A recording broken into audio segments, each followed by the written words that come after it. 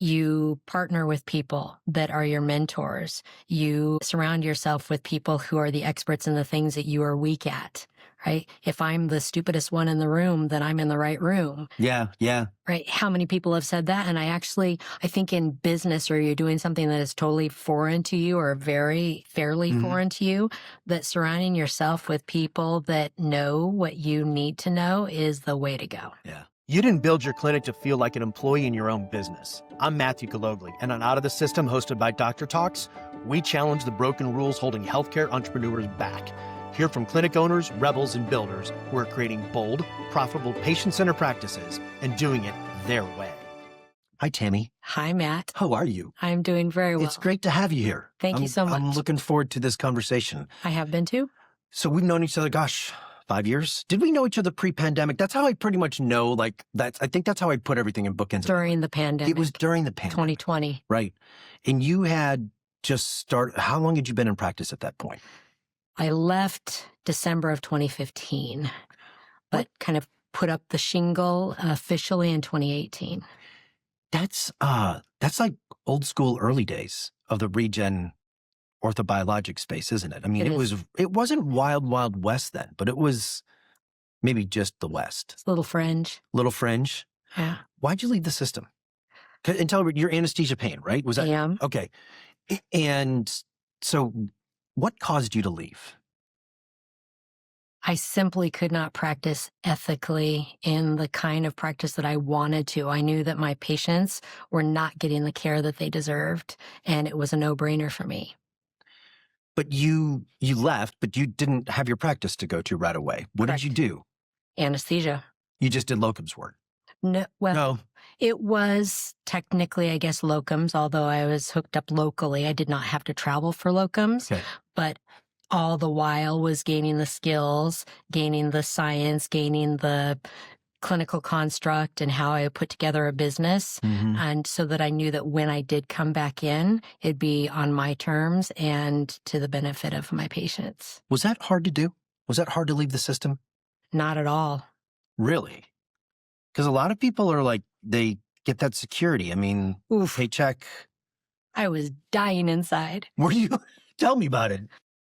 I was with a very large ortho group, and I was solo without a PA or an NP. And in that realm, it's volume, volume, volume. You talk about this every week. Yeah. And typically the other guys that were in the practice were being fed procedures by their PA or their NP, and they'd spend 2.5 days a week in the procedure suite, and that's where the practice made money.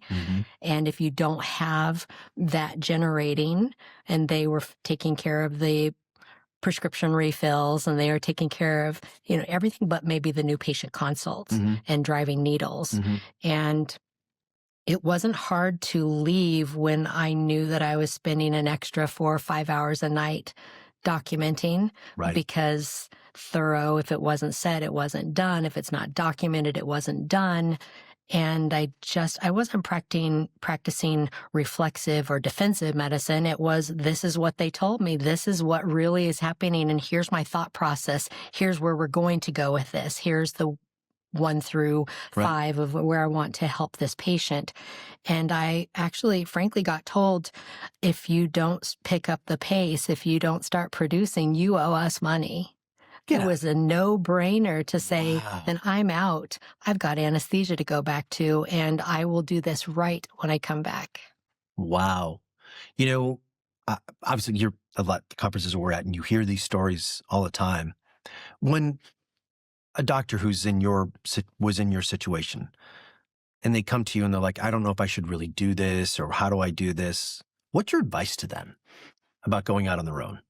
Oh, it is, what's your why? Why do you want to leave? Is it just that you're tired of being the chart monkey? Is it tired of being the needle jockey? Is it tired of that? Or are you literally being sucked dry in your soul? If you have a really strong why, then the answer is there. So you go back to them and you ask them, what is it that they miss about why they went into medicine in the first place? What is it that you miss about really connecting to patients and really seeing them thrive based on your engagement with them and your partnership with them. So people end up answering that themselves. It's not that they need to hop practices or get a nanny or do whatever it is that may help them. I think they need to look at why they went into medicine in the first place. What are they missing? And then you say, well, if that's really what you're missing, there are so many people out there that have done it. There's so many ways that you can engage in a group of your peers and masterminds and conferences and just being in like-minded groups that will get you through it. This is not 100% you on a life raft in the middle of the Indian Ocean. That's the thing that I think a lot of people miss, is that there's a group of people already doing this. Oh, yeah. And one of the things I have found, and you know me, I've worked in a lot of different industries.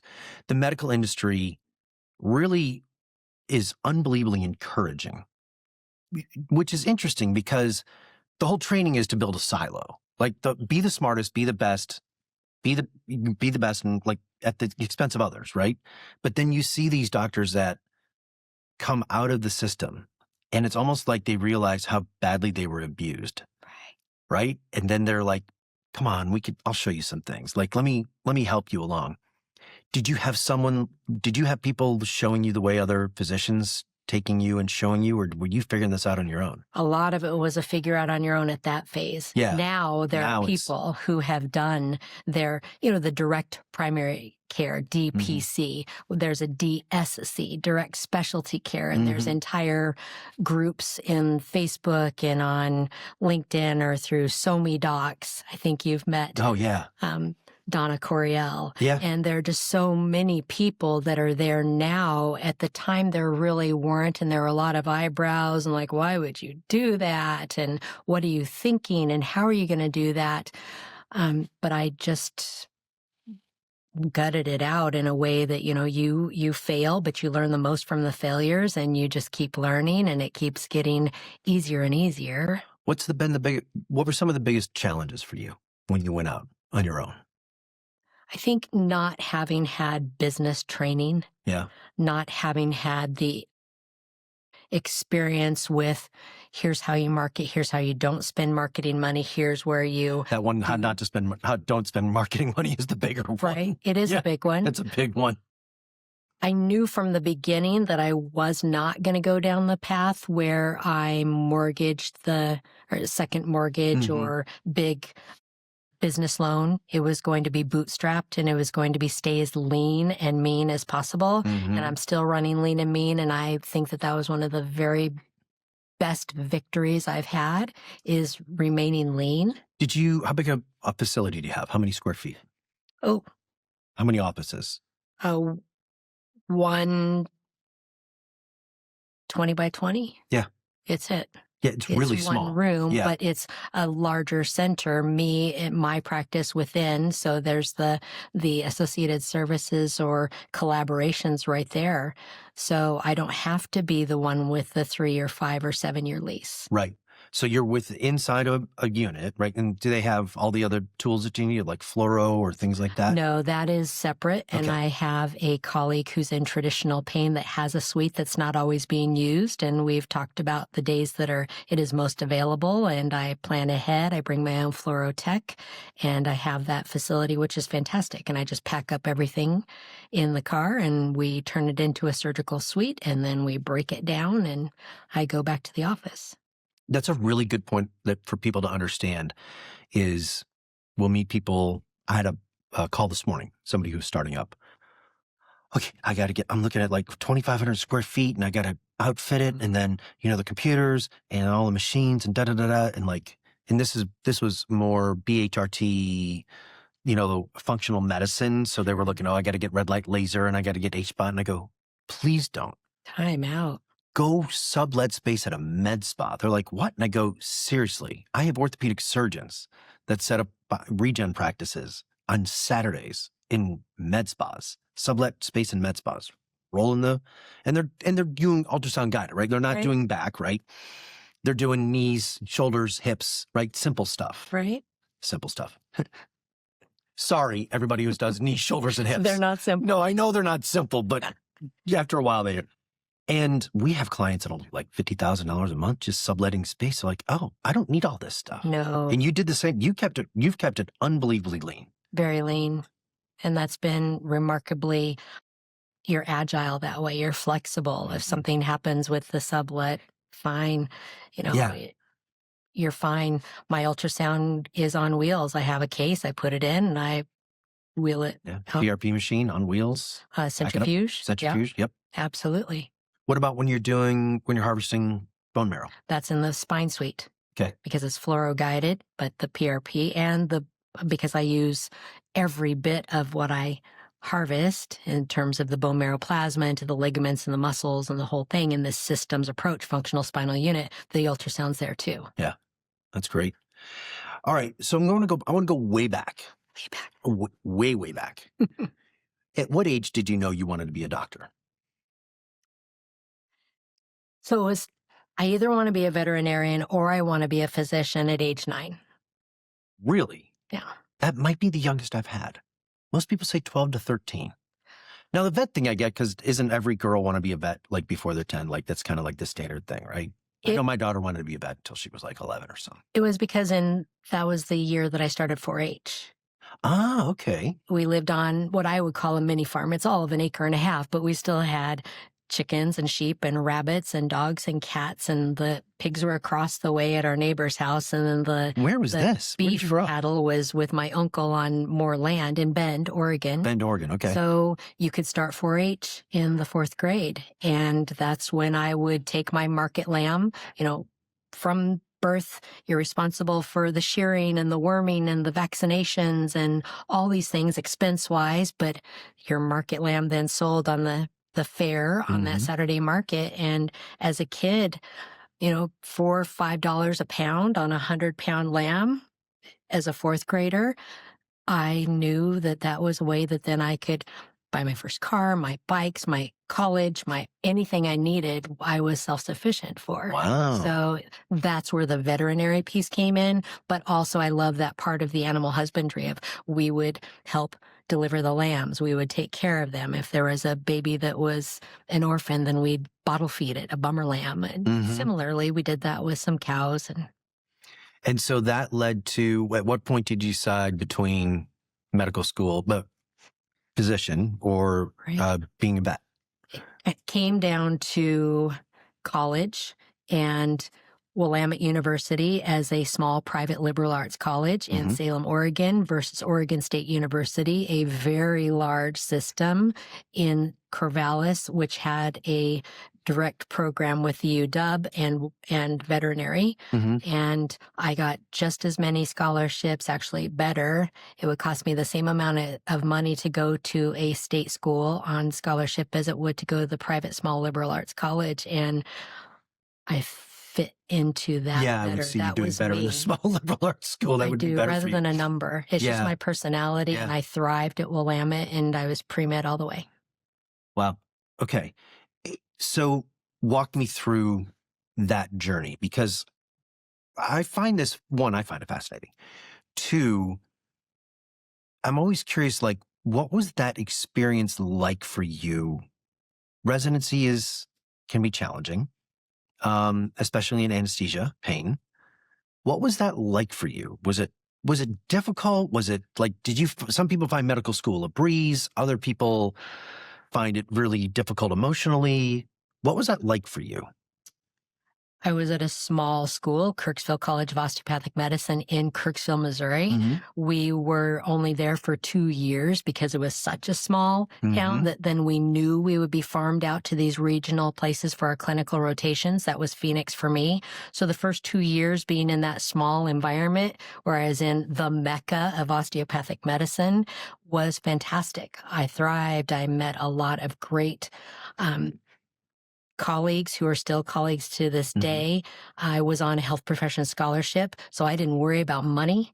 My first year, I finance, the second, third, and fourth years were 100% on scholarship, which meant that I would owe 3 years to the Navy once I was back. So for me, it was fine. And then moving to Phoenix got me closer to Oregon, and I fell in love with the desert. So that again was amazing. I was meant to be in the desert and fall in love with hiking and everything that, these beautiful red rocks have to offer. So it was good. It was very, I guess, good for my soul, those small groups, a small, intimate, get to know your instructors, get to know your classmates. It was fine. And I knew that I would then become active duty after that. And that was, in the Navy's hands at that point. Right. I did an internship in Spokane, Washington, and I actually was in love initially with emergency medicine. I could see that for you. ER. Yeah, because you're the same every day, right? Nothing rattles you from my experiences. So I liked that, Yeah. right? Until I was getting spit upon and cursed out, and I'm just trying to help you, dude. And you're spitting at me as I'm trying to sew a lac on your forehead, and I was done with that. Yeah. So I thought, well, I really like the procedures. I like doing things. I'd like to take it derm and another level, that complex rotational flaps and the beautiful plastic closures, and maybe even plastic surgery with reconstruction, not the plastics, but the reconstruction and helping rebuild somebody after they've had a devastating thing. And then Fallujah. Then 9/11. And I'm like, how am I going to serve my brothers and sisters when I am popping zits? Yeah. Right? Right. So it really was set in stone for me. I would go to Walter Reed National Naval Medical Center. At the time that we were receiving 3 large plane loads of wounded warriors a week. If you weren't a burn patient who'd go on to Brooke in San Antonio, then you came to us, and that's 24 to 48 hours after you had sustained your injury. You may have gone to Landstuhl for an initial surgery, a washout, and then you came to us. And from there, it was go. It was acute pain. It was managing that pain service. It was taking these guys and girls back to the OR every other day for washout of their multiple amputations. And I was in my element because I was helping. Yeah. And it really means so much to me. It fulfills me to know that what I'm doing makes a difference. Yeah. When did it move for you from service to the patient, helping your fellow humans, to at what point did you realize that the system was completely and totally effed up? It was after I got out. So after you left the military. When you're military, you can still get what needs to be done. You don't do prior authorizations. You don't do peer-to-peers. You may have to say, well, we're going to have to put you on limited duty for this period of time because this is going to take a little bit longer. And I know you're in a critical mission billet right now. But there weren't those constraints. You'd think, on the other hand, but you're yes, sir, yes, sir, yes, sir, take it up the chain of command, do all these things, and you're getting told no or stay in your place. But I didn't really find it that way. I was seeing it that I could get exactly what my patients needed, and they were getting what they needed. The military trained me. They knew they were going to send me to Japan right after residency. So I did extra pain at Hopkins, extra pain at Mayo, extra pain within Walter Reed National Naval, so I could open pain clinics in Okinawa and in Rota, Spain. So I was already practicing pain management before the fellowship. Okay. And that's when I started to see a little constraint, but even at Stanford, there's not a lot, right? We were very well funded. Patients had maybe seen a dozen other pain clinics at that time that they'd come to see us, and we had good resources, and we had a fantastic holistic approach. You're a brand new patient, you see me for an hour. You see our physical therapist for an hour, you see our pain psychologist for an hour, then all of us go to a noon conference. Wow. And talk about what would be the best holistic integrative approach to your care. And then we meet back with you and say, here's what we'd like to do. Wow. How does that sound? That's fascinating. I never even knew I never knew that you did all that extensive work. And And how long did you do that? How long were you doing that kind of work? So fellowship was 1 year. Okay. Then I purchased a practice right outside of fellowship in San Francisco. In San Francisco? In the city. Okay, so you had a pain practice? Pain practice. Okay. And it was integrative. There was already a PT. There were already 2 pain psychs.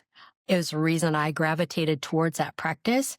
Plus, it was a high volume neuromodulation practice, meaning a lot of intrathecal drug delivery systems, pain pumps, and neuromodulator stimulators.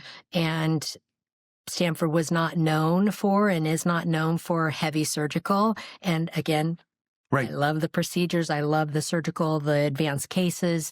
And I knew that the retiring physician and the transition would train me in the operating room so that I could build up those skills while also learning the side of medicine of taking over a practice and growing. So that's when I first started seeing volume issues. That's when I first started seeing the billing side of things. And that's when I was like, wow, this is not what I want to do ultimately. What year was that? 2012 to 2014. Okay.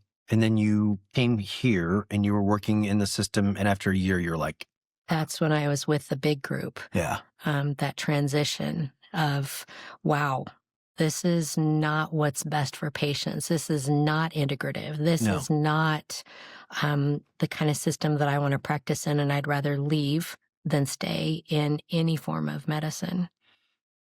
What did you think you were losing inside of you when you were in the system? What was dying inside of you? What was happening to you?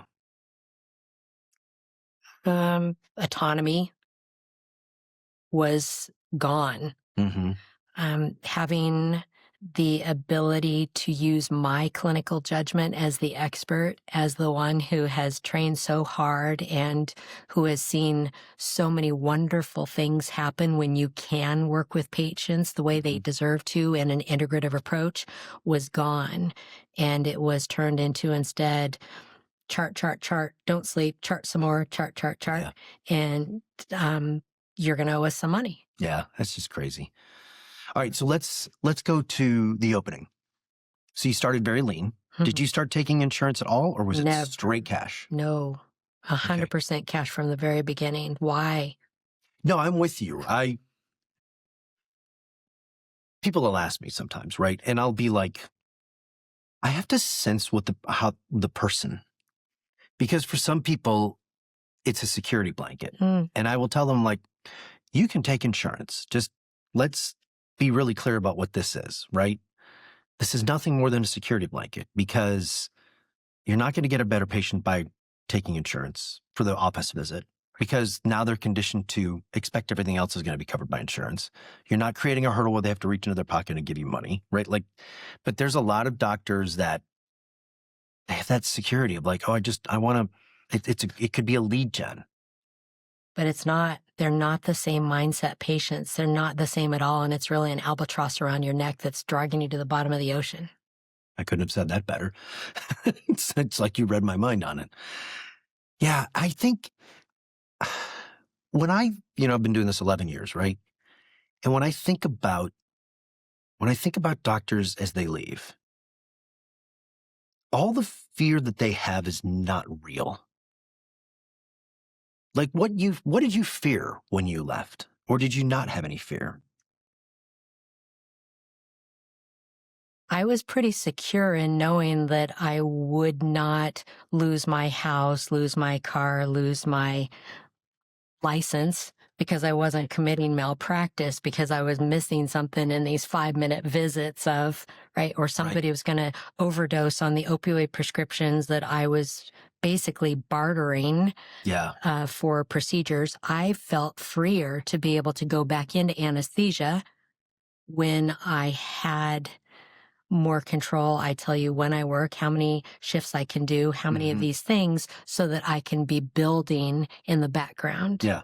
So I really didn't fear those things. I mean, certainly when you start to wean down and the security blanket of the income goes down, if you've not built up a nice nest egg and have these backup funds, if you're not going to go the loan route, the fear of failure can Yeah. be real, and I've failed and I've risen.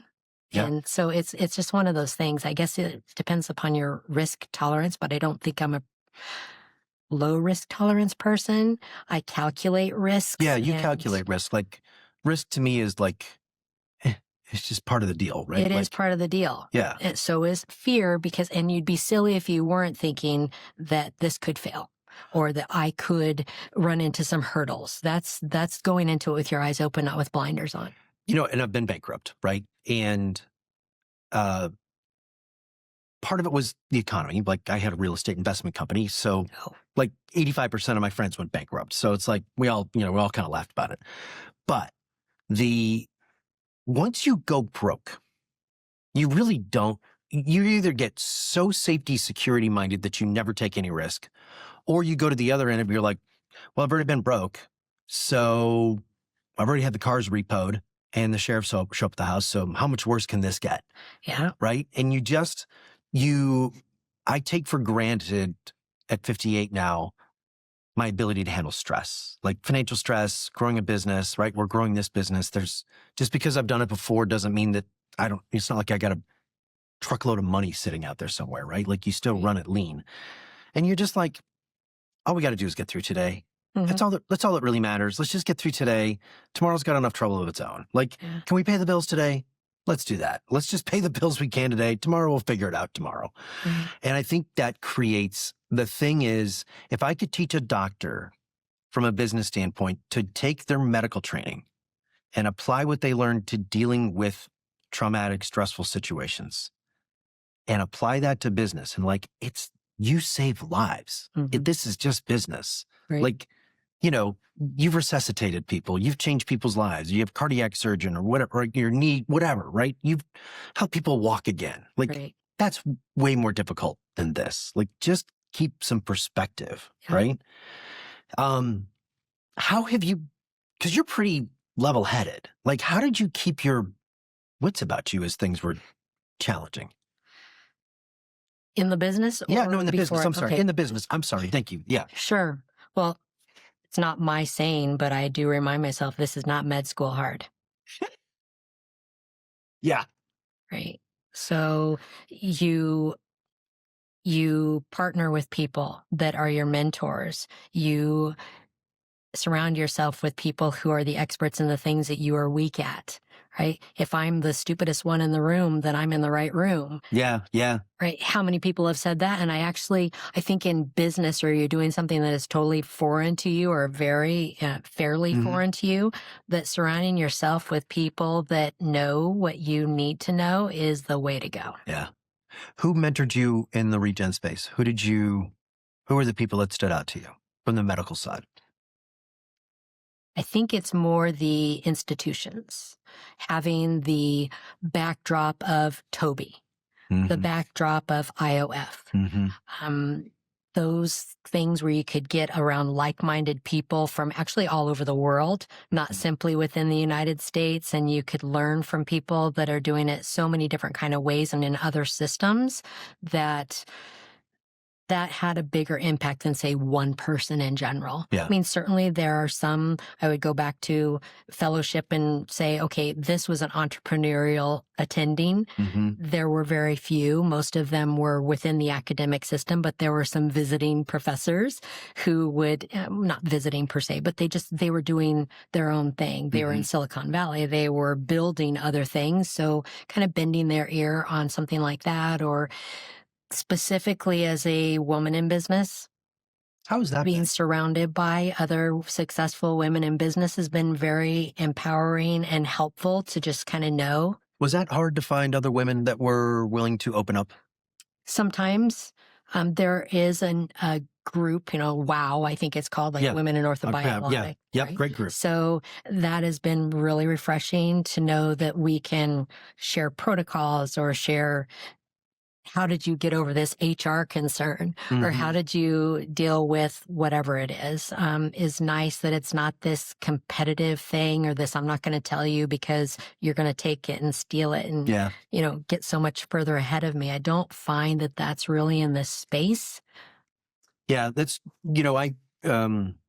I find that the friends that I have, women entrepreneurs, and the funny thing is like 40% of my client base are women, like, which is significantly higher than the number of women in the medical field. Like it's Right? 40 to 50% at least. Yeah. But the thing that I've always found fascinating is guys, male entrepreneurs are much more open to share. And when I communicate with female entrepreneurs, they say it's even harder because it's almost like women don't have a lot of sharing, a heart to share, women entrepreneurs. Mhm. But you didn't find that. You found that women have been the Marianne Bucks of the world or the Ariana Demers, people in WoW, like they've been very open to share in insights. In general, yeah. Yeah. I think that you find this camaraderie and you say that we are a, sisterhood because there can be fewer women in medicine, fewer women in a surgical subspecialty such as anesthesia, etc.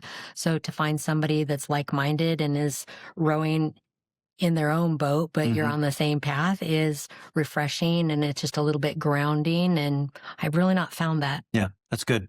Because I think, the industry needs it. I'm, where I stand on a lot of things. We have to get more doctors free. Yeah. We have to. We have to. I just had 3 doctors at my house on Saturday for what we call a one day. Come to my house, we'll spend a day together, walk you through the systems, we'll buy you lunch, go out to a really nice dinner. And obviously there's an opportunity to sign up.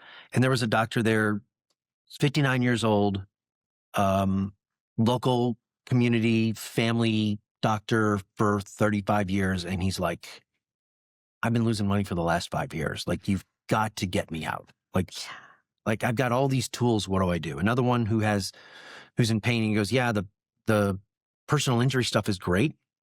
I'm making really good money on it. He said, but it keeps reducing every year. And I see what's happening in other states. I know it's just a matter of time.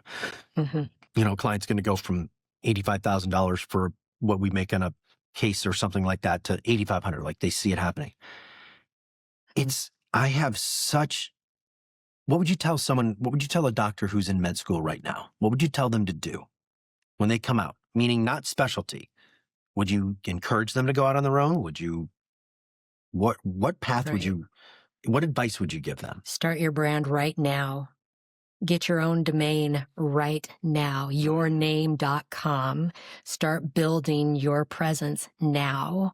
And that's not going to be anything that's usurping what's going on in whatever residency you fill in, or, be mindful of HIPAA, be mindful of these things, but start building your brand now and go out on your own. You do not have to follow suit with the things that in your residency, you're only seeing those kind of things. And I'm trying to make a change in that with presentations at ARMA we had a spring training, and really it was for residents in the anesthesia department.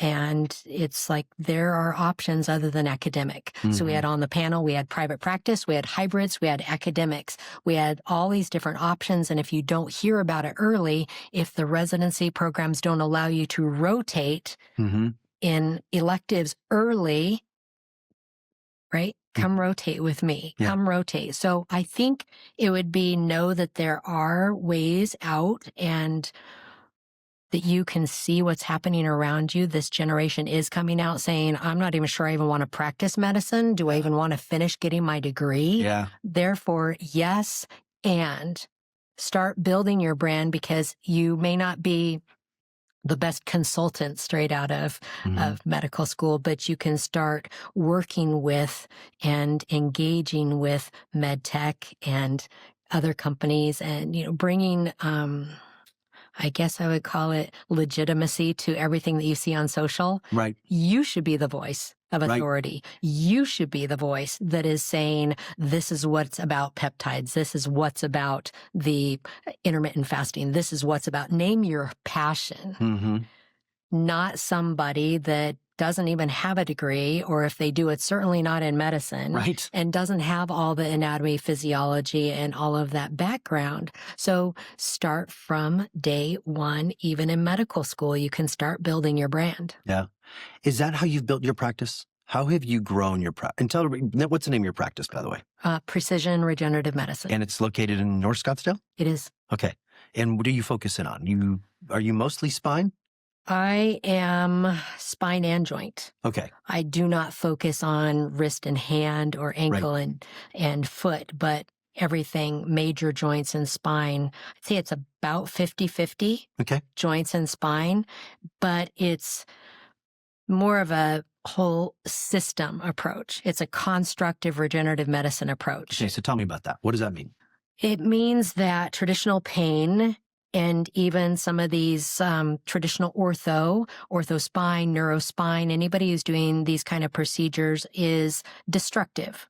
Anytime you use a steroid, it's destructive. It may be a temporary Band-Aid, but we have numerous studies that show the cartilage acceleration into osteoarthritis is faster. Mm-hmm. The idea that you can rupture a tendon from repeated injections, faster. Mm-hmm. All these things, it's destructive. And when we destroy the medial branch nerves that go to the facet joints in the spine, which are kind of little tiny guys that help here, and that's that bending, twisting, extending motion, that Home Depot belt across the low back or across the neck pain, that those nerves also go to the stabilizing muscles of the spine, and you're destabilizing, therefore accelerating, in the case of spine, to fusion, accelerating in the case of joint to total joint arthroplasty. So destructive, not about that at all. Okay. It's constructive. So think about anything that would build. Well, then you got to step back and say, osteopathic principles, structure and function, you've got to look at the way the body's moving. If we've got flat feet, we're going to put an undue amount of stress on typically the medial aspect of the knee. We've got to work on that. So from the ground up, the whole kinetic chain. So there's that. There's diet. There's hormones. There's how are you nourishing this body with regard to sleep and stress reduction and the whole mind-body connection. That's constructive. So That's before we even put a needle in. Are you running full blood panels on people and putting them on hormones before they do treatment? I'm not typically doing the hormones myself because that is an expert level above and beyond where I want to focus. Right. I am an expert in other things. So that is where I will likely partner with somebody who's fantastic at, particularly in the men's space. I can understand the women's space, but from the men's space. But yes, there are baseline labs, and depending on the person, that baseline panel will differ. Are we going into the fasting insulin because there is absolutely screaming you're insulin resistant labs, or is it more of it's a healthy athlete who just keeps getting re-injured and we've got to do kind of some of the basics? But absolutely, metabolic health, and I include hormonal health as part of that, is vital. Otherwise, we're taking inflamed blood, putting it into an inflamed joint, and we're rolling the dice on whether or not we're going to get any benefit from all this hard work and investment. We, to me, that's the future. Those two areas are merging. They have to merge. They have to. There's a couple of reasons. One, it's the best thing for the patient, without a doubt, right? Like we noticed this at the ED clinics. We were the pioneers of using PRP for erectile dysfunction, venous leakage, and Peyronie's. A lot of clients with Peyronie's, the scar tissue with the unnatural bend.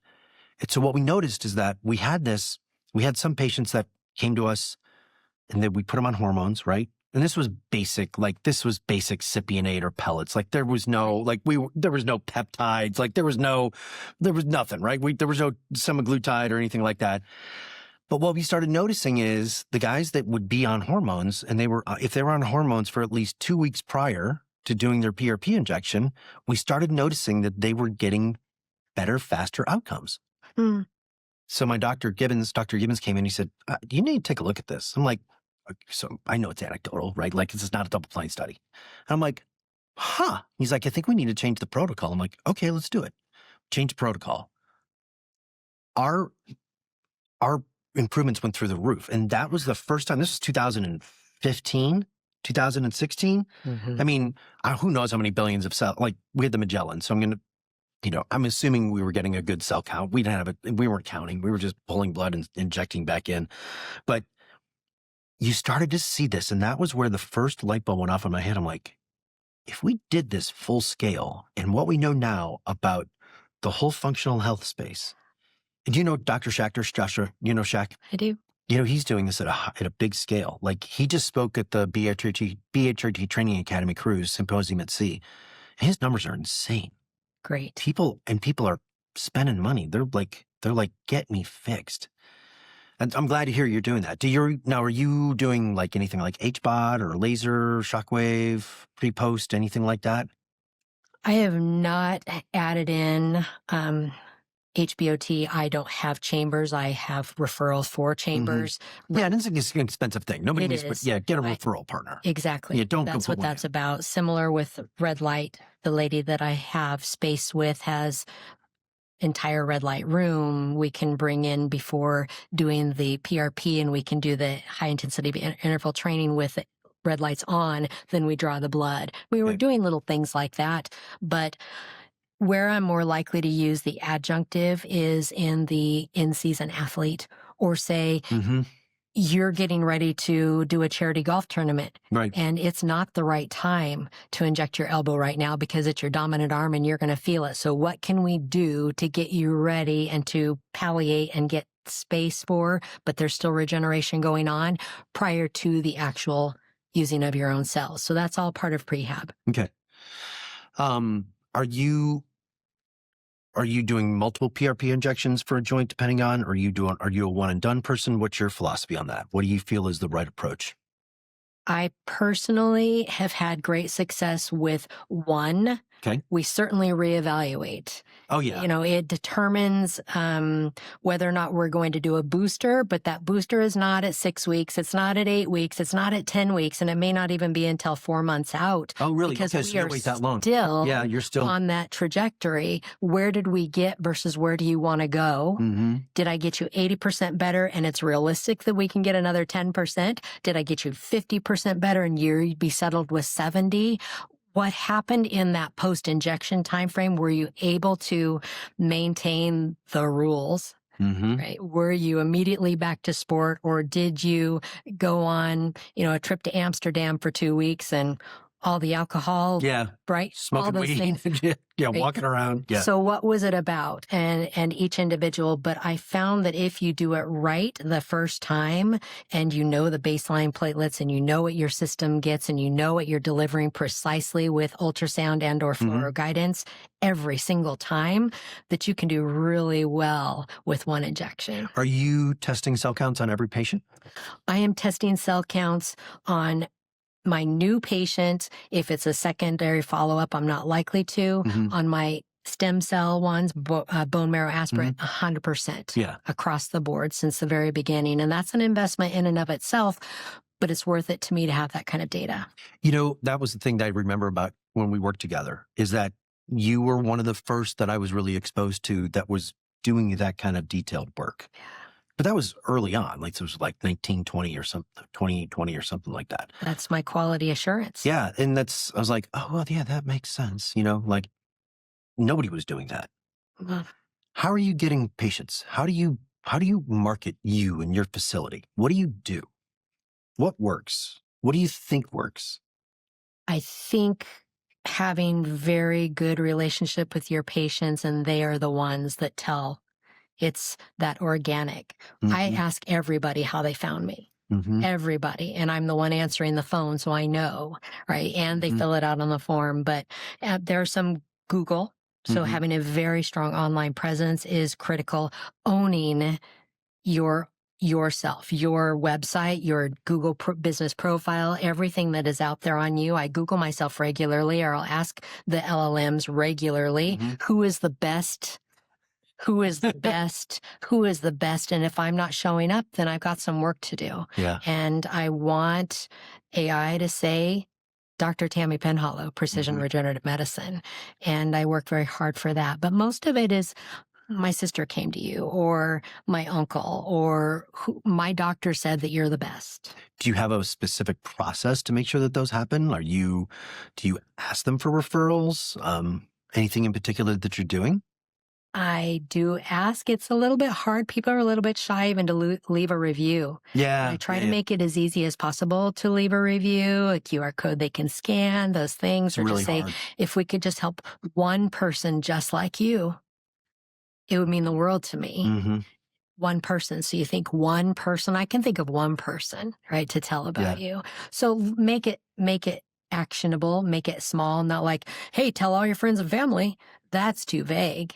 So being very intentional about who you ask and what you ask them to do, the timing of it, not right after you put a needle in them and they're kind of aching.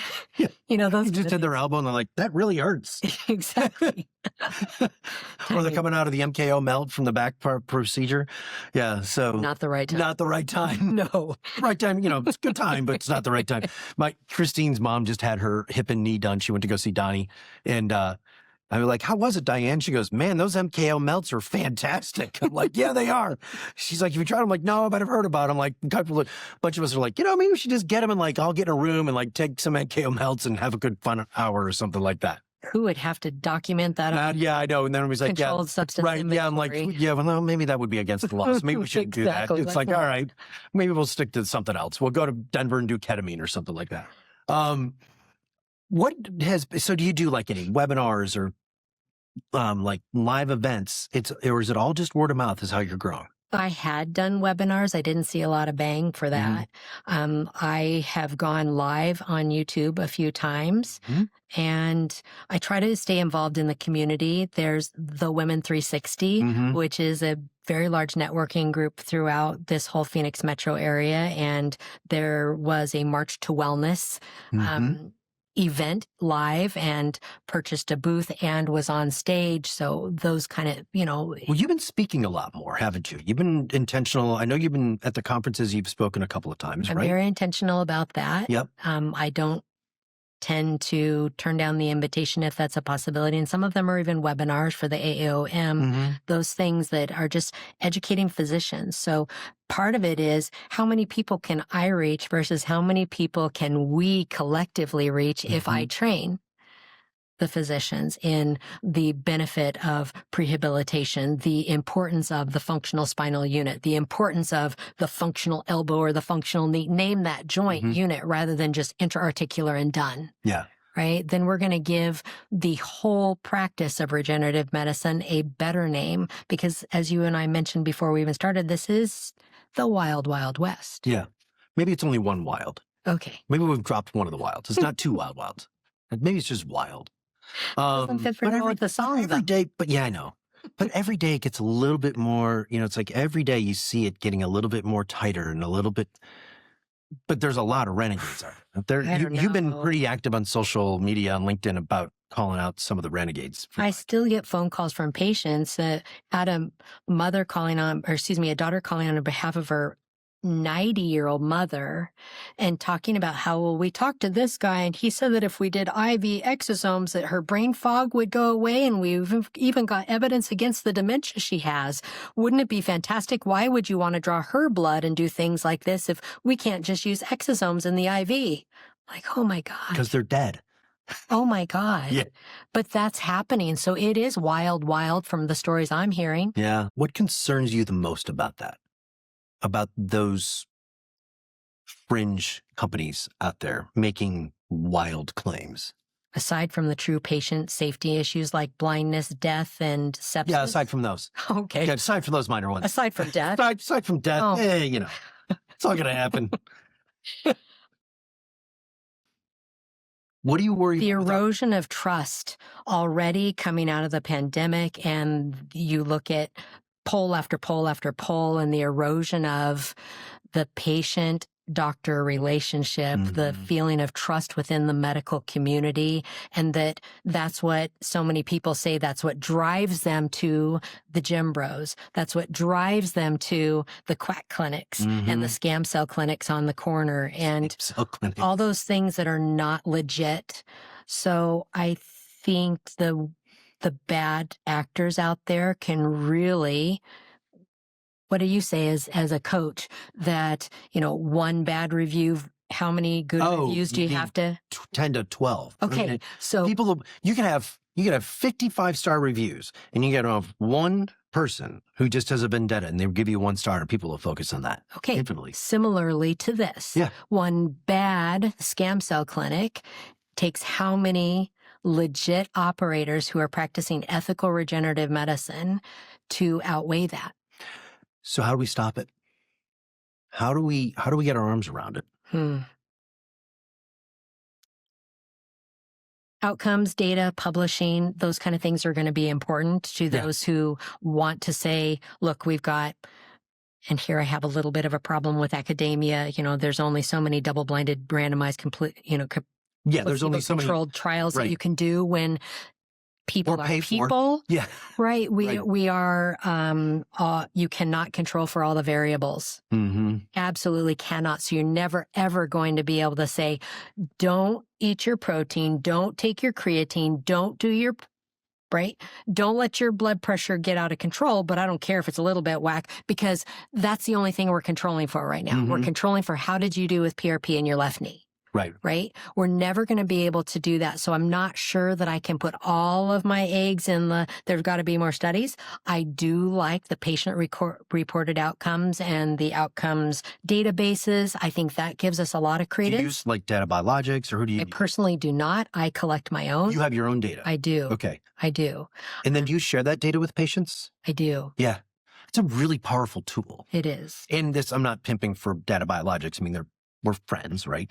But we have clients that will take the printouts and show this to the patients, and they're like, bam. It moves the needle so fast. Well, if you can say people like you. Yes. It needs to be a 55-year-old golfer with elbow pain that is not morbidly obese, is not diabetic, is not this, has done like this. Yep. Right? Not did you read comparing. My file? I know you golf. Right.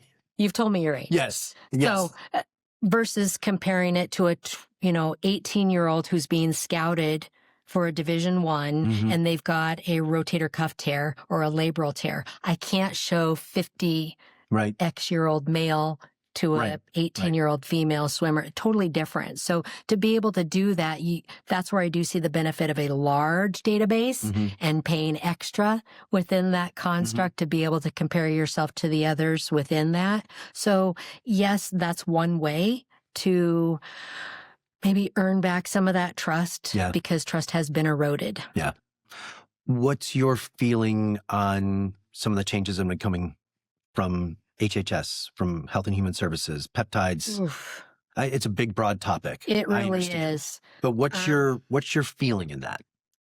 My feeling is that the possible benefit of, let's just say, July and having a certain number of peptides come off of the no-go list and potentially be able to be compounded by reputable 503A compounding pharmacies, that it takes things out of the gray market. The gray market is where I'm concerned that people are using for investigational use only things. You have no idea how sterile that is, if it's actually what it says it is, and you have no oversight over what if there was a fungus that was then replicated or a name that endotoxin, bacteria, whatever it is, that right now it is truly garage level gym bro stuff that we really don't know what's being injected, and the safety concerns are mine.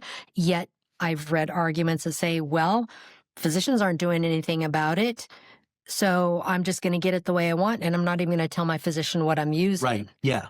So then I wonder, are they telling me what they're using? And if we get an untoward effect from what we're working together, was it the undisclosed use of something that was for investigational use only or for animal use only? Or was it something that truly happened in your own physiology? I was at a party in LA a couple weeks ago. Pretty higher end, right? A friend of mine there invited me. He's eye doctor, surgeon. And we're hanging out and people are asking what I do. I work with doctors, anti-aging, longevity, regen. And I must have had 5 people say, can you get me peptides? I'm like, no, I can put you in contact with the doctor. No. Like, I just need like some BPC 157. It's almost like it's become like the designer drug. Right. No, it works. I mean, I take it every day. I mean, I take a lot of peptides, right? I mean, testosterone, I do all those things. But they're all, clean, reputable, but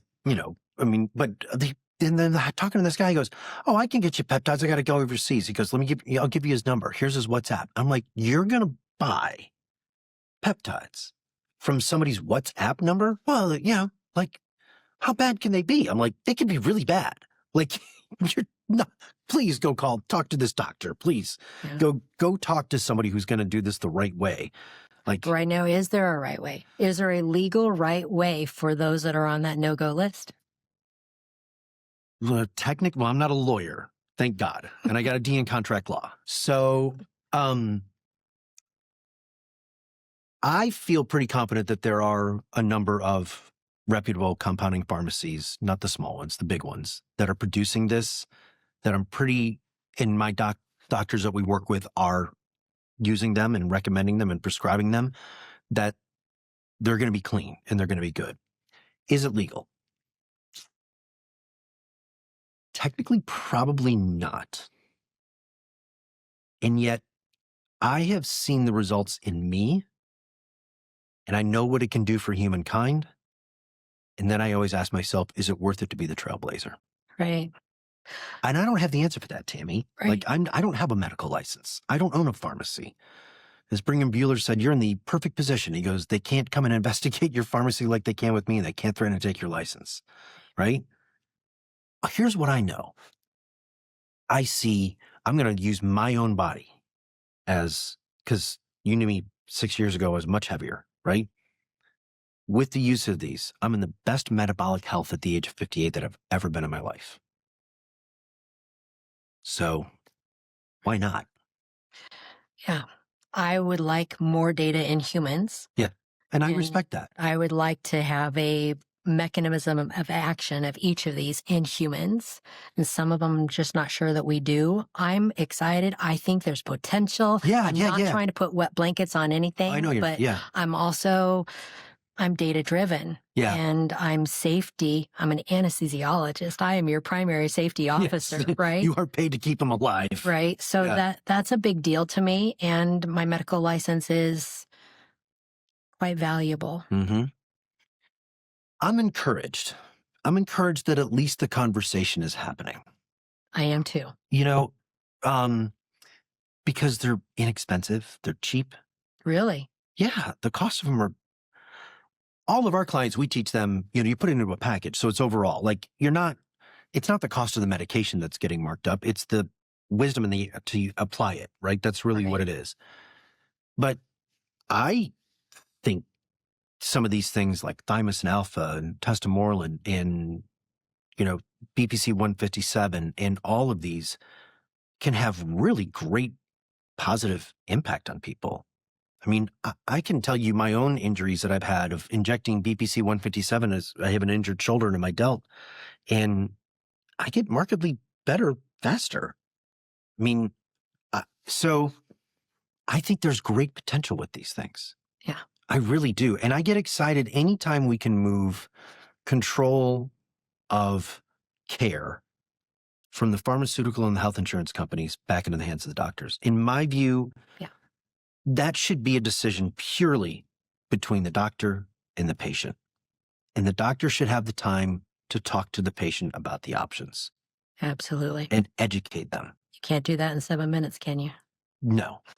You can only say, I'll see you in 6 weeks. Yeah. And then you get another 7 minutes. So I'm encouraged. I'm encouraged about what, Secretary Kennedy is obviously a controversial person, right? But I'm encouraged. I like the fact that we're actually finally having the conversation versus in other administrations, it was just straight demonization. Because I think that there's a lot of other things out there that could help benefit the human race. Agreed. And I think we should be exploring all of them. And as Donnie said, we shouldn't have to spend $1 million to go through an FDA trial. It's crazy. Agreed. It keeps all the little guys out where all the innovation happens, So I'm all about pushing. Let's see what we can come up with. I think we're just scratching the surface.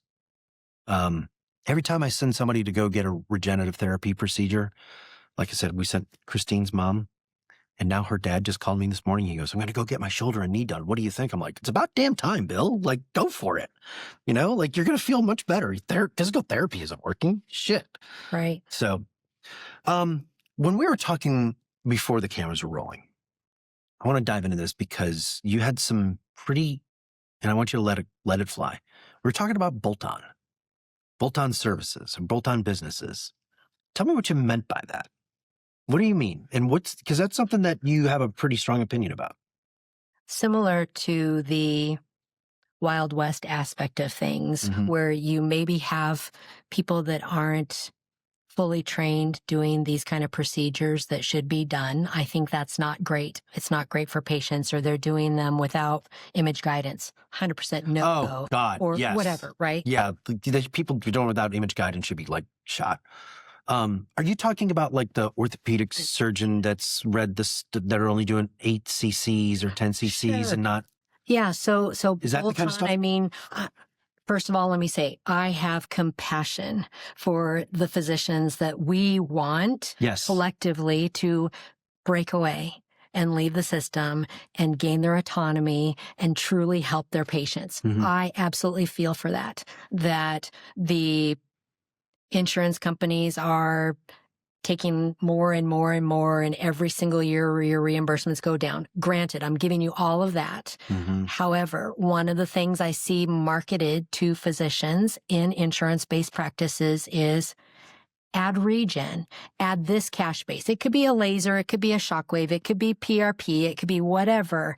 But when we're talking about regenerative medicine and it's actually harnessing the body's own cells to take that and bolt it on to your insurance-based practice without understanding the systems level changes that need to occur and the mindset shift that needs to occur in you. It is a paradigm. It is not, I'm still going to inject with cortisone, and if that doesn't work, let's go PRP the next week.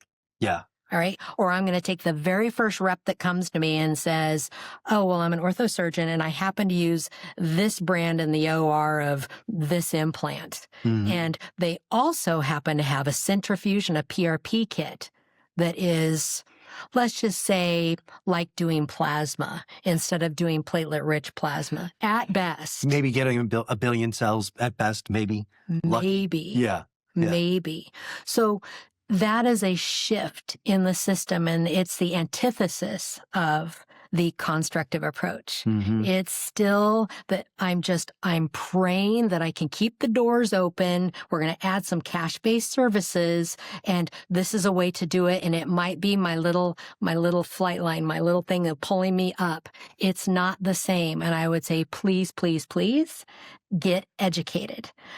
Change the whole thing. And if that means you've got to transition from 100% insurance-based to hybrid and drop like you teach, that's a whole different story, Matt. But it's not the same as, well, we just need some cash-based up because the guys that are running the numbers say, it's going down, what are we going to do? And you've not made that shift in your mind that is 100% patient-centric. That's not why you're doing it. You're not adding a cash-based service so that you can help patients. That is not it. No.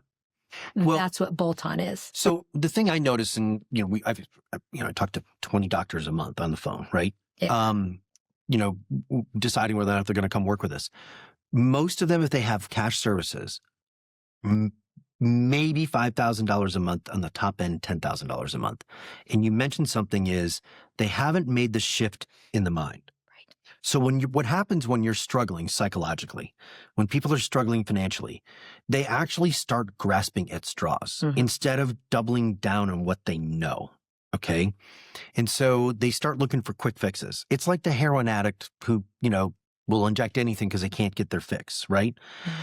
And so what happens is that they have a lot of these incomplete things. I've got this over here. I've got this over here. They're looking for the tactic to save them versus going through the transformation to become the person, the future self that they need to become. Exactly. Right.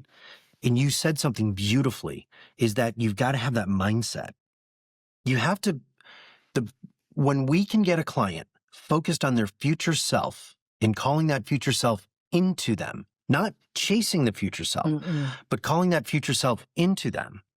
We talk about the quantum field, pulling that person from the quantum field, your future self, and acting and operating the way that they do. then that transformation happens like that. Like within 90 days, we'll see like a massive change in the person first, then the business. People expect the business to change, which then will change them. You have to change yourself first. Right. And it starts with that future self. So I love what you said, like the bolt on from a concept of if I'm going to use this as a transition is one thing. But what you're saying, if I understand this correctly, the bolt on as the savior is not, you don't like that approach. You don't want to see the bolt on as the quick fix savior. Because it's not going to. You're right? practicing crappy regenerative medicine. It's not regenerative medicine. No. You are adding a cash-based service to your practice and you're giving the entire field a bad name. Mm-hmm. Yeah, anybody out there who's listening to this, if you're injecting without ultrasound guidance, you need to call Colin Rigney and Ryan Martin and get trained. Because like you're doing a disservice to the industry. Right. Absolutely. And if you don't know what your cell count is, for the love of God, just get a machine that proves it to you that the cell count is right. Or get a counter for whatever. Send off specimens. Just right? whatever. You don't have the ability to do the, QA on the machine every day. Anytime I see Donnie, I love it when Buford posts those studies of like, here's a study in the American Medical Association journal about how PRP doesn't work. And he's like, you can tell in the first 2 paragraphs, they didn't know what they were doing. They pulled 10 cc's out. Like, what do you expect? Right. I love those. I love it when he breaks it down and just eviscerates somebody. What do you feel? So you've been on your own since 2018, 8 years. And you've been in the industry obviously for that long plus. What do you see coming on the horizon? What are the things that excite you about some of the things that you see that have promise? Mm-hmm. I understand the studies aren't 100%. Sure. But when you look at the initial stuff, you get excited about. What are the treatment things you see coming? I'm excited about expanded cultured autologous cell therapy. Okay, tell me about that. Taking your own bone marrow or your own adipose, coming back a month or several weeks later based on whatever it is. Fat takes longer to just isolate into and expand upon MSCs, mesenchymal stem cells. Adipose can be done, bone marrow can be done in about a month. Okay. But bringing that to the U.S., not having to rely upon one industry, one group in Grand Cayman, which is a fantastic and totally legit facility. Yeah, no, they're great. But in terms of being able to bring it to the masses and bring it on our shores would be ideal. I think it would decrease the number of medical tourists that are going to countries where the safety, again, is dubious. Patients that then end up in ERs, patients that then come back across the border and have to say, look at this massive infection. How can we fix this? So I think that's exciting, although I'm not hanging my hat on that it's just the stem cell. What do you think? It's not just the MSC. What do you think it is? I think it's the whole enchilada when we talk about bone marrow, that there's the IRAP, there's all the other things within the bone marrow plasma and the bone marrow aspirate concentrate specifically, because I double spin and concentrate, that if I were to take head to head, I don't know what the number is going to be, Matt, but let me throw something out. Say 18 million stem cells in a vial of just stem cell fat. What would it take to overcome what I can do with bone marrow? It's probably, I don't know. I mean, I'm thinking that you're missing a lot if you don't have all the other things that are in there. And so some people who are using fat right now that is not expanded will add PRP, because you're looking at, you've isolated the stem cells within the micronized adipose, MFAT, and you add the PRP, so you've got the growth factors, anti-inflammatory cytokines, etc. So I'm excited about that aspect of it, and I think we are going to be able to overcome for things like age-related decline in stem cells. It is going to make my prehab even more effective in terms of optimizing a patient beforehand, before the harvest. But then we're going to also have that option of expanding even above and beyond, because there is a dose response curve. So that's what really excites me. Okay. Anything else that's really exciting you? Oof. That's the big one. What is your medical feeling? Some of the states have been approving and saying, like Utah and Tennessee and Florida have been saying, hey, umbilical cord is fine to use. What's your feeling on that medically? Well, I don't think there's any data right now that shows that those cells, in terms of stem cells, are alive. Right. And when we have the ability to use our own stem cells from either bone marrow or adipose, I would rather use your own for several reasons. A, they're dead. B, The umbilical cord, right? yeah, they're dead, Yeah. and they're not always made in a CGMP facility. So again, one endotoxin, one virus, one bacteria, one whatever multiplied and cultured, it could be, at worst, you get no benefit. At best. At best, you get At no best, I was gonna benefit. say. Sorry, at best, you get no benefit. At worst, you're blind, you've got a massive infection, you've spent tens of thousands of dollars on something you got no benefit from, or I think that there can be longer term ramifications. It also hurts the field. It makes sense to say, oh my gosh, wouldn't it be amazing to have day zero stem cells? But the process of preserving those, irradiating those, thawing them, etc., Dr. Centeno has done the work. Yeah. He's plated these things. I have seen no appreciable stem cells on those plates, and I don't think he's making this up. This man is Chris knows a his consummate physician and scientist. So I don't really see a benefit of that. I understand right to try when we're talking about something that is truly life-saving. Like I've got stage 4 cancer. I want a right to try something that is going to potentially give me more time with my family. This is not that situation. I understand osteoarthritis can be devastating. Yes. Back pain can be devastating. I'm not negating that, but this is not one of those situations where it's a compassionate use. So I do have some issue with that. You think they're pushing that so that then they can get those things approved for the health insurance companies and it becomes a financial boom for the supplier of those? I don't know. That's Maybe usually the path. Actually, but then you have to look at it as a doctor who's maybe thinking, oh my gosh, I can do it. It's so easy just to get a vial and inject a vial. We're not going through the hassle of liposuction or bone marrow harvest, etc. But tell me, how does that work out for you when you were getting $1,200 to do a mild procedure and now you're getting $12? Right. When I was getting paid, it's not a benefit for the doctors. It's a benefit for the pharmaceutical company. But doctors who are doing it, thinking that it's fantastic for patients, might see that right now I can get a margin of X on a vial of Y. If that does go through and the middlemen do become involved and it does become this health insurance related thing, that's why I'm not a fan of PRP, bone marrow, or micronized adipose ever becoming covered. No, I'll fight that to the last. Because, right, then you're going to get paid $2.50 to do something that costs you literally your time, all the risk, not to mention hard costs. They'll tell you can't pull 60 cc's or 120 cc's or do a double spin. Right. The concentration will be wrong. They'll be like, no, and then there won't be any benefit. No. So I don't agree with the same argument when we're talking about birth tissue cells. Yes. Yeah. The thing for me, and I get asked this a lot, right?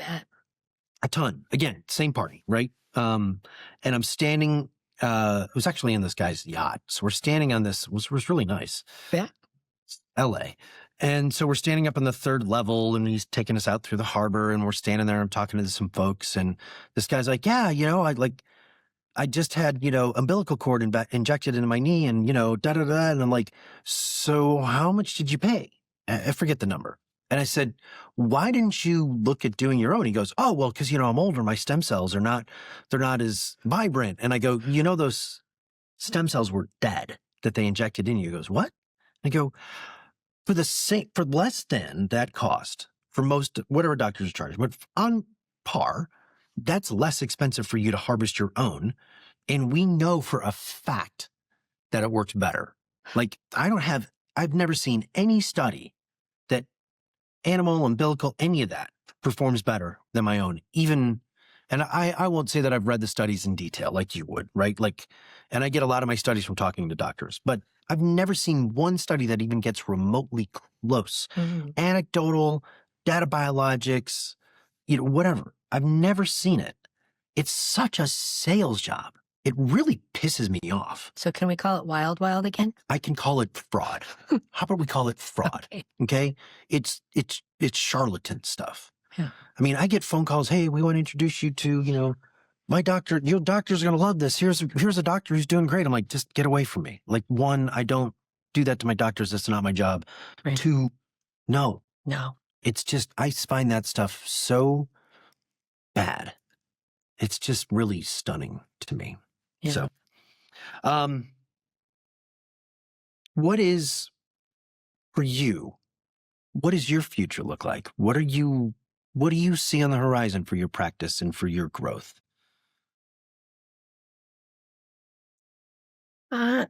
Continuing to help patients in clinic, certainly, taking them on that constructive journey and changing their lives, but also on a larger scale.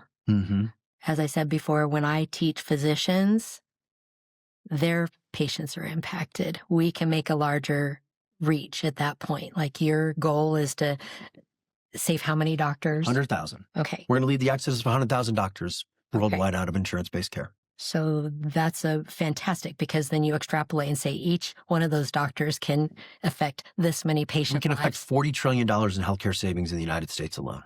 We've done the math. Okay.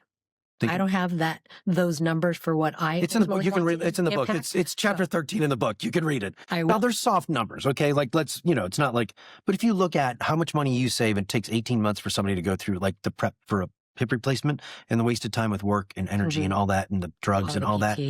Like, and then if you look at spending $12,000 if they were to do a high level BMAC, if they needed that, right, with some hormones or BP, whatever, it's about $12,000, right, on average. Some of them might be a little higher, some might be a little bit lower. The cost is $48,000 if you go down the traditional path of what the patient's going to pay out of pocket. Okay, right. I mean, that means we're saving $36,000 per patient. We get 100,000 doctors serving 1,000 patients, I think is what the math is. You get to $4 trillion pretty quickly. You do. I mean, it doesn't take very long. We can save. I believe the future of our country. There's a lot of issues in every country. I believe the future of our country is fully based on our ability to fix our metabolic health issues and the way that we treat patients. Yeah. I think that we've done more harm since 1986 than times 10 than all the rest of the years combined, which includes the people that used to think that leeches were a good way to heal people. Like, we are so far from understanding the body in medicine, and we understand it. We understand how it works. We're so far from the application, the ethical application of that, because everything is about money. Everything is about money. And look, I'm all for doctors charging what they're worth, right? It's one of my core tenets. But at least it's going into their pocket and it's helping the patient versus going into some politician's pack. I just looked up the numbers. $86 million to the top 20 people in the United States Senate. How many people could we help with that? 86 million to prove their point that they're right. So, frustrates me. It pisses me off too. It pisses me off to no end. So when people have authority, when people have voices, when they are the expert, then using that for good is a calling, and that's one of my callings. Yeah. So to educate as many as I can, and whether that be, it will be patients. Obviously, it will be other physicians trying to leave the system or who have left the system and want to find the way, and having a very structured way that they can incorporate it into their practice. They don't have to do what I did, where you reinvent the wheel over and over again. You can take something that is proven and something that has results, and you can apply it, and your impact then is magnified. Yeah. Imagine, Scottsdale has a lot of retirees, right? Phoenix. Imagine a world where 80% of the joint replacement surgeries are deferred for 5 to 10 years because of regenerative therapies. Or 15 in the case of knee. Yeah, 15 is in the knee. That's the data from Dr. Hernigou on the intraosseous femur intraopiate. I don't have that data. Okay. No. That's fascinating. 15 years. Yeah. One knee replaced, one knee bone marrow. 15%, 15-year follow out. I was having dinner. I have a college buddy of mine that lives here in town, and I was at dinner with he and his wife, and we were in Old Town. And we were doing like a wine thing, right? We were going we were walking, right? Sure. And she's like, this was right around November, and I think it was right after Thanksgiving. And she's like, oh yeah, by the way, I'm going to get a hip replacement. I'm like, what do you mean you're going to get a hip replacement? We're walking. There's no limp, like nothing. And I go, what do you mean you're going to get a hip replacement? She goes, yeah, I went and saw the orthopedic surgeon. He says I need a new hip, so they're going to get me before the end of the year. Did they do an MRI? She's like, no. They didn't do an MRI. Nope. X-ray? Nope. Ultrasound? Nope. Huh. You just went and saw the orthopedic surgeon and they said, you need a hip replacement? She's like, yeah. I said, you don't need one. She's like, I'm not a doctor. You know that. You don't need one. You walk fine. Go call. And I said, you'd call Ash, right?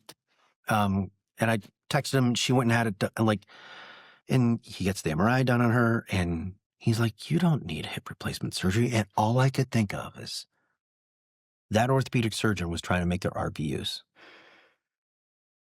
trying to make their bonus by the end of the year. She's like, well, we went to the largest, group, da-da-da-da. And I'm like, oh, that pisses me off. Yeah. That pisses me off to no end, because there's so many surgeries, hip replacement, knee replacement, shoulder, tons of them, to me, that don't need to be done, that could be saved.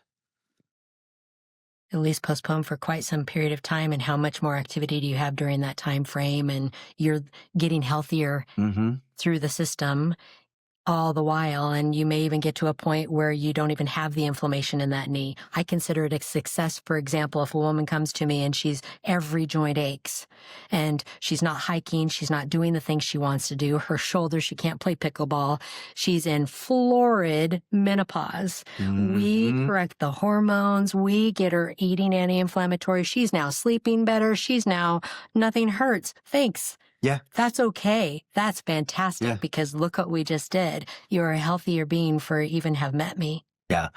Well, and, the anti-inflammatory diets that they get put on. Absolutely. Do you use that as well for you? Absolutely. Yeah. Yeah. It's so powerful. It is. Yeah. So anything else you want to share, Tammy? Anything else that's on your heart and mind? Not really. You sure? Yeah. Okay.